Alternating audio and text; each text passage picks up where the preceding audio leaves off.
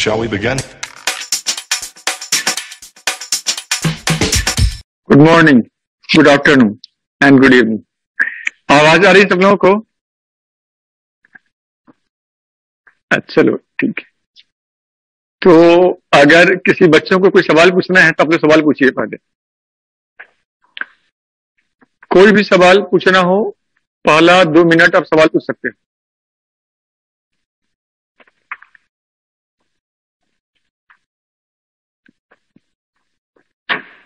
सभी लोगों को मतलब क्लास से जुड़ा हुआ कोई भी सवाल पूछना है, आप सवाल पूछ सकते हो। 2 मिनट है टाइम आपके पास, पूछिए। पूछने का मतलब लिखिए आप। नहीं, अच्छा, मैं ऑडिएबल हूं ना सब लोगों को? आप मुझे सुन पा रहे हो ना properly?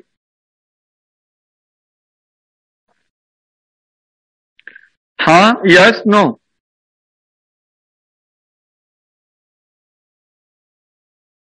Okay, thank you.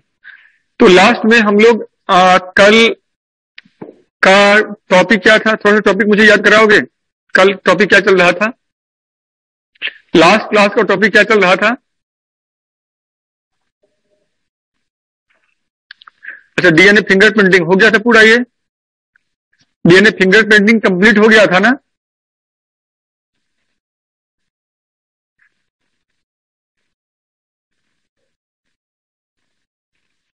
DNA fingerprinting technology क्या पूरा हो गया था? हाँ, बहुत धीमा धीमा रिप्लाई कर रहे हो आप। अब डीएनए फिंगर प्रिंटिंग के बाद मानव जीनोम परियोजना, मानव जीनोम परियोजना,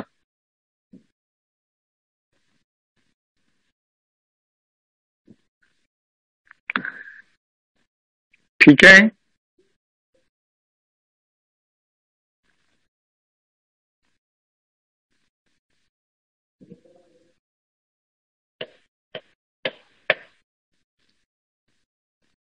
मानव जीनोम परियोजना। अब यहां पे लिखोगे जरा आप, देखो पहले समझ लो क्या है ये। इसमें बात करेंगे, कई सारी चीजों की बात करेंगे कि मानव जीनोम परियोजना नंबर 1 क्या है,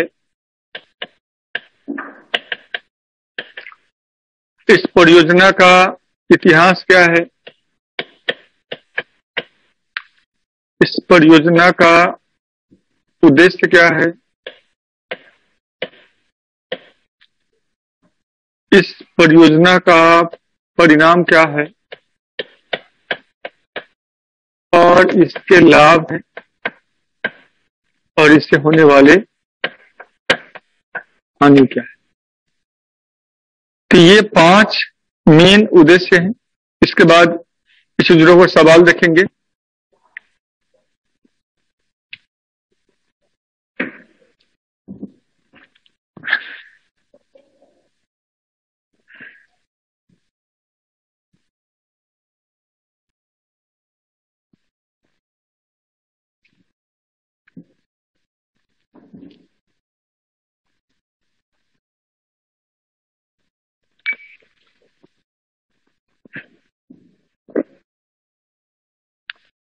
क्या है इतिहास, क्या है उद्देश्य, क्या है इसके परिणाम क्या है, इसके लाभ क्या है, और इसकी हानि क्या है। पहला है मानव जीनोम परियोजना क्या है। पहला आप लोग आ जाइए, हेडिंग बनाइए कि मानव जीनोम परियोजना क्या है, और एक लाइन यहां पे लिखो आप लोग, मानव जीनोम परियोजना, मानव जीनोम परियोजना, मानव जीनोम परियोजना, ठीक है ना, मानव प्रजाति के भीतर पाए जाने वाले जीन, मानव प्रजाति के भीतर पाए जाने वाले जीन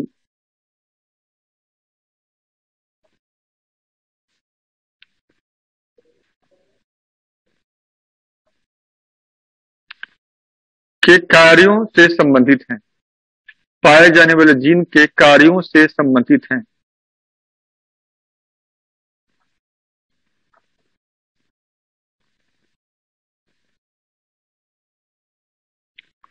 मानव जीनोम परियोजना मानव जाति के भीतर पाए जाने वाले जीन के कार्यों से संबंधित हैं।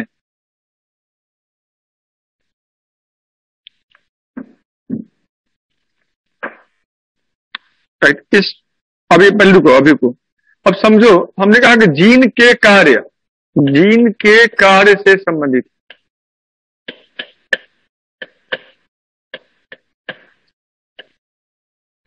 तो फिर इसका नाम मानव जीनोम क्यों रखा गया? मानव जीन रखना चाहिए। मानव जीनोम परियोजना क्यों? मानव जीन परियोजना। मैंने एक वर्ड यूज किया है, मानव जाति का हमने वर्ड यूज किया, मानव जाति का हमने बात किया। कहा कि मानव जाति के भीतर जो भी जीन पाया जाता है, प्रत्येक जीन का काम क्या होता है, ये जानना है। मानव जाति के भीतर जो भी जीन पाया जाता है, उन जीनों का कार्य क्या है, ये जानना है। क्यों? कार्य जानने से क्या फायदा? और ये जीन पहले पाया कहां पे जाता है? देखो, मानव में कितने गुणसूत्र पाए जाते हैं? मानव में क्रोमोसोम का संख्या कितना होता है? मानव में गुणसूत्र का संख्या कितना होता है? 46। संपूर्ण मानव जाति में यह संख्या क्या होता है? 46 होता है। 46 का मतलब हुआ 23 जोड़ा। मतलब ये जो गुणसूत्र है जो 46 संख्या में है, ये जोड़ा में कितना हो गया? 23 जोड़ा। अब ये जो 23 जोड़ा है गुणसूत्र, ठीक है, ये पुरुषों में पुरुष होगा और कोई स्त्री होगी। तो पुरुष में क्या होगा? 22 प्लस XY, और स्त्री में क्या होगा? 22 प्लस, मतलब 22 का मतलब वो 22 पेयर जोड़ा, 22 पेयर प्लस X। ये 22 जोड़े हैं और 23वां जोड़ा ये है। एक जोड़ा ये हो गया और ये 22 ये हो गया। यहां भी ये 22 जोड़ा है और ये 23वां जोड़ा है। मतलब कुल मिलाकर 23 जोड़े पुरुषों में है और 23 ही जोड़ा स्त्री में। 23 जोड़े ही पुरुषों में है और 23 ही जोड़ा स्त्री में। और ये पृथ्वी पर पाए जाने सभी मानवों में, सभी मानवों में है ये जो गुणसूत्र जो जोड़ा में जो देख रहे हो, इन्हीं 23 जोड़े गुणसूत्र पर, इन्हीं 23 जोड़े गुणसूत्र पर, ठीक है। अब देखो जोड़ा का मतलब क्या हुआ? जैसे एक जोड़ा ये हुआ, दूसरा जोड़ा ये है, तीसरा जोड़ा ये हो सकता है, चौथा जोड़ा ये हो सकता है, पांचवा जोड़ा ये है, छठा जोड़ा ये हो सकता है, सातवां जोड़ा ऐसे, आठवां जोड़ा, ठीक है, ऐसे बना लो। मतलब ऐसे एक जोड़ा ये हो गया, दूसरा जोड़ा, तीसरा जोड़ा, चौथा जोड़ा, पांचवा जोड़ा, छठा जोड़ा, सातवां जोड़ा, आठवां जोड़ा, ऐसे ही कितना होंगे? 23 जोड़ा होगा। क्रोमोसोम हमेशा जोड़ा में होता है, ठीक है। इसके फायदे और नुकसान क्या है? अब मान लो मैंने कहा कि तो जोड़ा में होता है। अब यहां पे समझो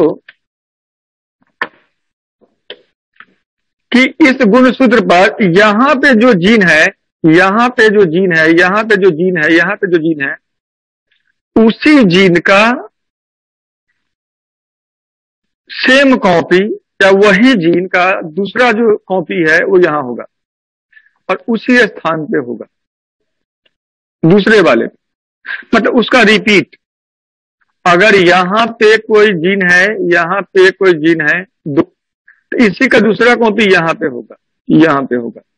अगर इस पे 20 जीन है, 1 2 4 5 6 7 8 9 10, तो 10 यहां पे है तो 10 यही यहां पे होगा। 1 2 3 4 5 6 7 8 9 10, 10 यहां पे होगा, उस जीन का कॉपी होता है। और इसीलिए क्या है, आपका एक आंख इधर है, एक आंख इधर है, दोनों आंख में से बड़ा कौन है छोटा कौन है सकते हो आप? एक हाथ इधर है, एक हाथ इधर है, एक किडनी इधर है, एक किडनी इधर है, एक पर इधर, एक पर इधर है ना?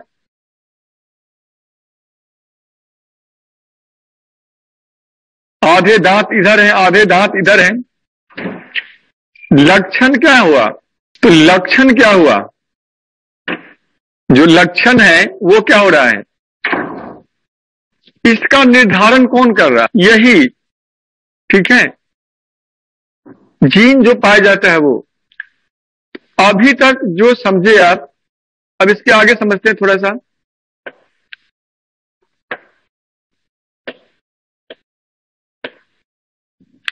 मैंने कहा अभी तीन, जो ये 23 जोड़े जो गुणसूत्र सूत्र पे पाया जाता है ना, जो 23 जोड़े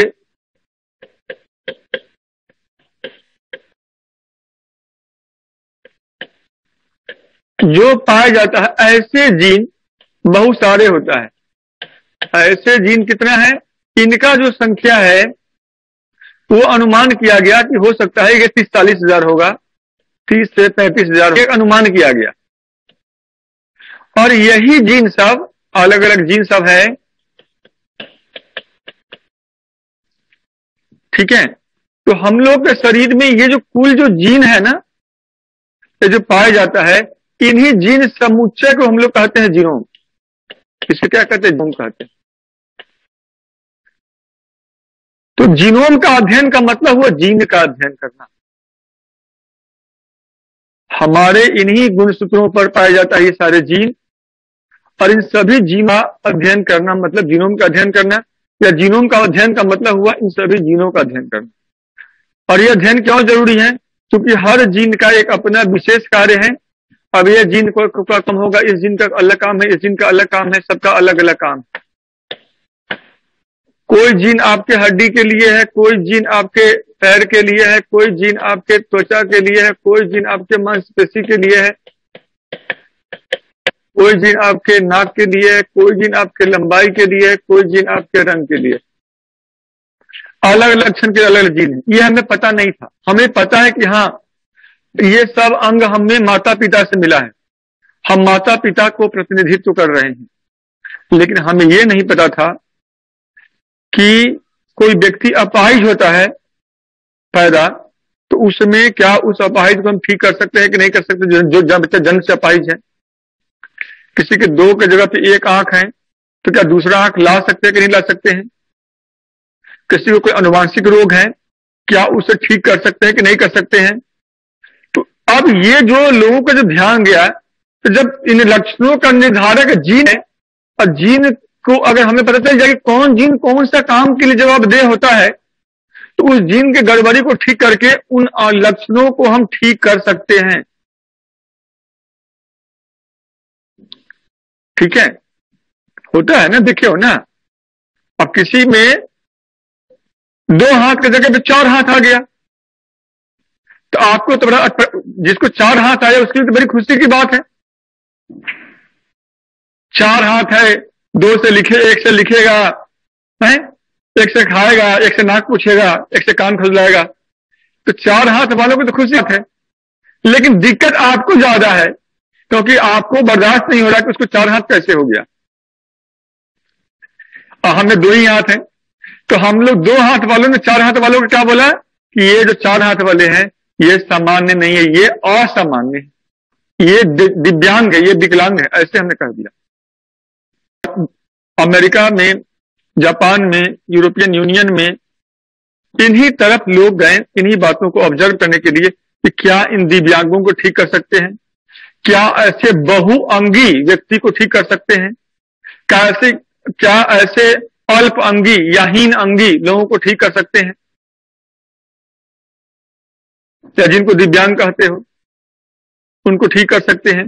क्या किसी को कोई अनुवांशिक विकार है उसको ठीक कर सकते हैं, या किसी को कोई जन्म से संबंधित उत्परिवर्त कारण या किसी अन्य कारकों के कारण होने वाला जो कैंसर है या अन्य कोई रोग है, क्या उनका इलाज हम कर सकते हैं कि नहीं कर सकते हैं? और ये कर सकते हैं अगर हमें ये पता चल जाए उन लक्षणों के लिए कौन जीन जवाबदेह है, तो हम सब जीन को ठीक नहीं करेंगे, हम उस जीन विशेष को ठीक करेंगे। और जीन चिकित्सा तभी न करोगे जब जीन का पता होगा। जीन का पता है तो चिकित्सा किसका होगा? जीन का पता अगर नहीं होगा, चिकित्सा किसका होगा? हो ही नहीं सकता चिकित्सा किसी का। तो हमें पहले ये तो पता हो कि जीन करता क्या है, जीन कौन जीन किसके लिए है। तो इसलिए मैं कहा कि जीन के एक लाइन जो लिखे हो कि मानव जीनोम परियोजना जीन के कार्यों, ठीक है, से संबंधित है। अर्थात, अब आगे लिखिए, अर्थात मनुष्य के 23 जोड़े गुणसूत्र पे, मनुष्य के 23 जोड़े गुणसूत्र पे पाए जाने वाले जीन के क्रम, पाए जाने वाले जीन के क्रम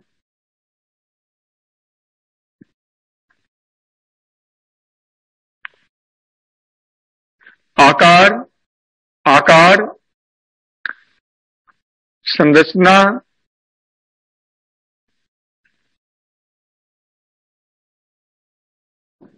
संरचना तथा कार्य का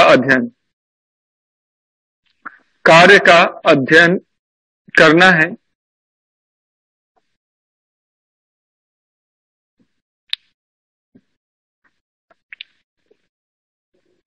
नेक्स्ट राइट, जीनोम क्या होता है? अब ऐसे समझो, एक होता है जीन, एक होता है जीनोम, और एक होता है जीन पूल।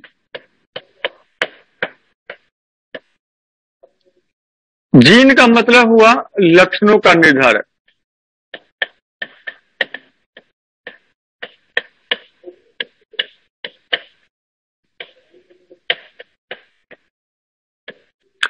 जो लक्षणों का निर्धारक है वो जीन है, ठीक है। जीनोम का मतलब हुआ जीन के समुच्चय को कहते हैं, जीन के समुच्चय को।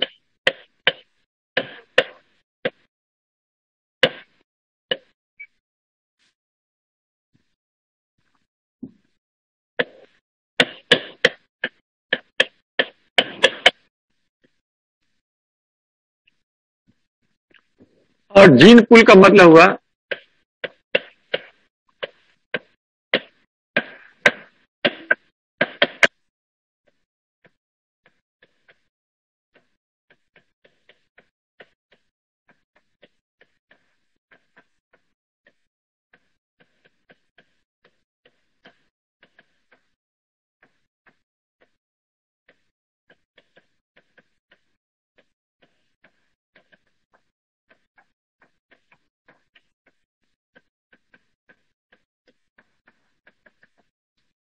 जीन के संबंध को जो संपूर्ण मानव जाति के भीतर मौजूद है वह जोड़े हुए है। किसको जोड़े हुए है? मानव को जोड़े हुए का मतलब एक बनाए हुए, एक निश्चित आकार दिए हुए, एक निश्चित आकार, लक्षण प्रदान किया हुआ।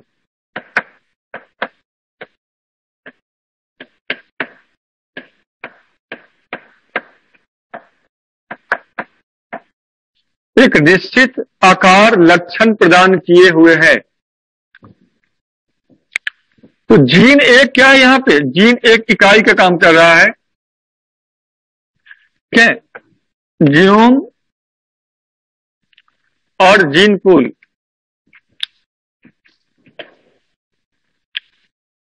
जीन पूल का संबंध जनसंख्या से हो गया, प्रजाति से हो गया। ये क्या है? इसका संबंध प्रजाति से है। जब प्रजाति आधार पे कुल जीनों की बात करते तो उसे जीन पूल कहते। जब आप व्यक्ति से, इसका संबंध किससे? व्यक्ति पे आधारित है, ये व्यक्ति विशेष है। यहाँ पे जब किसी व्यक्ति के भीतर कुल जीन को बोलते हो तो जीनोम कहते हो। किसी के भीतर कुल जीनों को क्या कहते हैं? जीनोम कहते हैं। और जीन का संबंध क्या है? अंग विशेष से है, लक्षण विशेष से। जब किसी एक लक्षण या दो लक्षण की बात करते हो तो उसका संबंध उस जीन से होता है, लक्षण या अंग विशेष। लक्षण या अंग विशेष कह सकते हैं।